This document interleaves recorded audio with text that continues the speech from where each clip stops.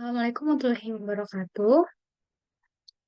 Saya Juliara Manurul Qurani. Di sini saya akan mempresentasikan tugas besar 2 mata kuliah Bahasa Indonesia.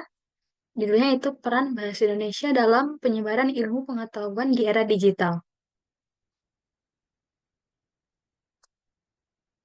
Definisi bahasa sendiri adalah sistem komunikasi yang terdiri dari simbol-simbol, kata, frasa, atau kalimat yang digunakan oleh sekelompok orang untuk berinteraksi dan menyampaikan pikiran, perasaan, dan informasi.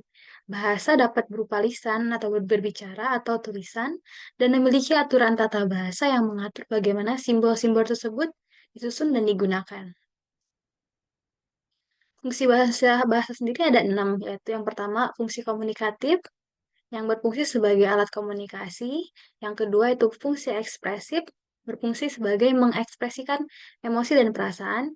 Yang ketiga itu fungsi representatif, yaitu bahasa-bahasa yang berfungsi untuk merepresentasikan realitas. Yang keempat itu fungsi interaktif, bahasa memfasilitasi interaksi sosial. Yang kelima itu fungsi identitas, bahasa juga berfungsi sebagai simbolis identitas kelompok. Yang keenam, fungsi pendidikan bahasa merupakan alat utama dalam pendidikan. Selanjutnya itu adalah perkembangan teknologi digital. Kemajuan teknologi digital telah mengubah secara drastis cara informasi disebarluaskan. Sebelumnya, penyebaran informasi ilmiah tergantung pada media cetak seperti jurnal, buku, dan konferensi. Namun, dengan munculnya internet, informasi kini dapat diakses secara instan oleh siapa saja di seluruh dunia. Teknologi digital memungkinkan penyebaran informasi dalam bentuk yang lebih interaktif dan menarik seperti video, infografis, dan presentasi multimedia. Hal ini tidak hanya meningkatkan pemahaman tetapi juga menarik perhatian audiens yang lebih luas. Platform digital yang berpengaruh ada beberapa. Contohnya itu satu, blog. Blog ilmiah memungkinkan peneliti dan akademisi untuk berbagi temuan mereka secara lebih informal dan mudah dipahami. Yang kedua itu ada website ilmiah. Banyak institusi dan organisasi ilmiah memiliki website yang menyediakan akses ke jurnal, artikel, dan penelitian terbaru. Yang ketiga itu media sosial. Platform seperti Twitter, Facebook, dan Instagram telah menjadi alat penting untuk penyebaran informasi ilmiah. Yang terakhir itu platform e-learning. Dengan munculnya platform e-learning tersebut, seperti ada Coursera, ADX, dan Khan Academy, pendidikan menjadi lebih mudah diakses. Selanjutnya itu adalah konten berbahasa Indonesia di era digital. Ada beberapa juga, seperti itu penerbitan jurnal dan artikel.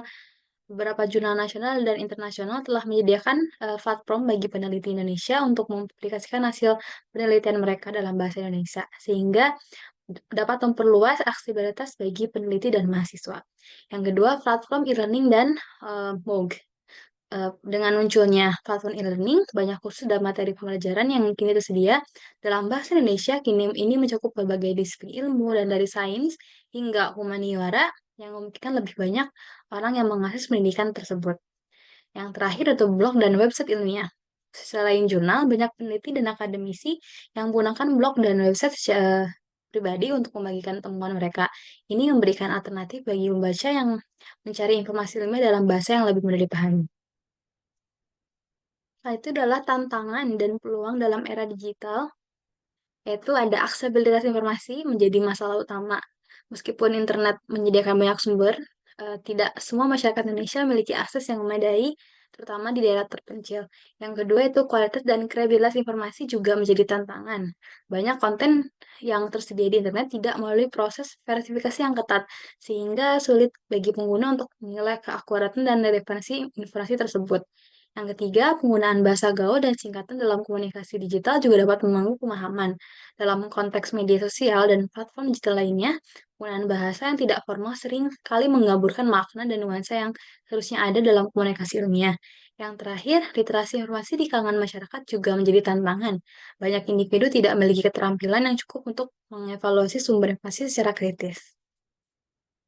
Kesimpulannya, peran bahasa Indonesia dalam penyebaran ilmu pengetahuan di era digital sangatlah signifikan, namun juga penuh tantangan. Dengan kemajuan teknologi informasi, akses terhadap sumber-sumber ilmiah menjadi lebih mudah dan cepat. Memungkinkan lebih banyak orang yang terlibat dalam proses pembelajaran dan penelitian.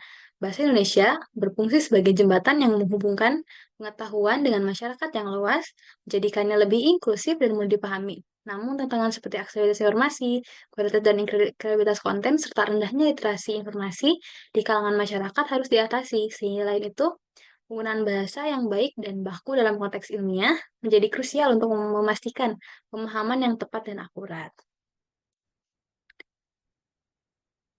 Mungkin sekian untuk presentasi saya pada tugas besar 2 kali ini. Semoga mudah dipahami. Terima kasih.